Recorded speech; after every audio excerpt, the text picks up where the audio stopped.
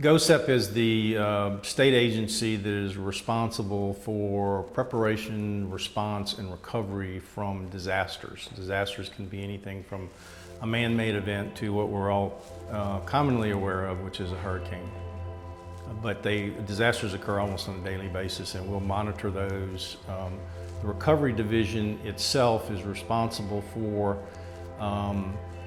the process that is involved when the state receives a presidential declaration that implements the Stafford Acts. There are a number of grant programs that come into play, and the Recovery Division will manage those grant programs. And you talk about Hurricane Katrina. Right after Katrina was Rita and affected southwest Louisiana. You had Cameron Parish and Calcasieu, St. Bernard Parish, Plaquemines Parish, losing tremendous amount of their population, tremendous amount of their infrastructure.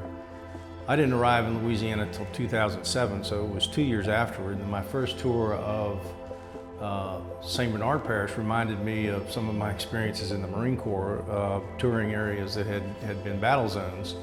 And as simple as just entire strip malls vacant, traffic lights still not working 2 years later. The government of St. Bernard Parish working out of trailers behind a decimated parish hall structure. That was the experience 2 years later, and you can imagine what the real experience was during and immediately after the storms as devastating. The city of New Orleans losing 60% of their population, just now starting to feel like they're in a recovery mode 10 years later. We did a couple of things organizationally within the state to better position ourselves to respond to and recover from the organizational structure, even from the state all the way down to the parishes, is much, much stronger. An example is what we did in Hurricane Gustav.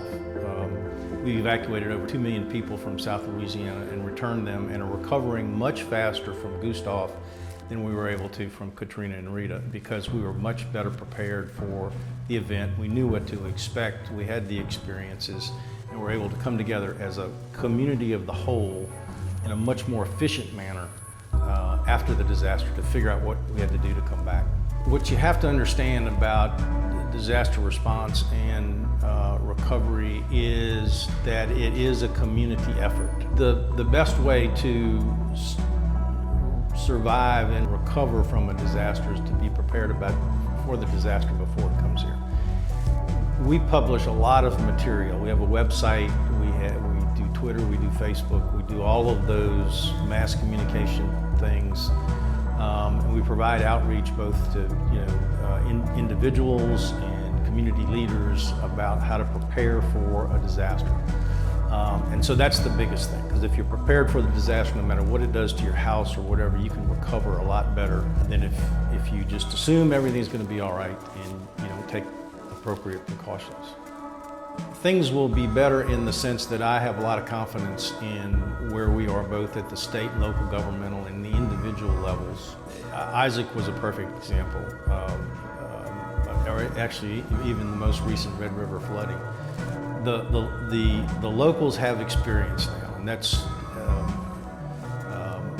the state of Louisiana has been designated by Forbes magazine as the most disaster-prone state in the union for the last 2 years in a row, and that's how we become experienced. And so when something happens in other states like New York or Oklahoma, they call us and they say, okay, well, what do we do and how do we do it? And we'll send people all the time to different spots around the country to help them understand what recovery is all about. It's been my experience that when something happens somewhere else in this country, we get a phone call.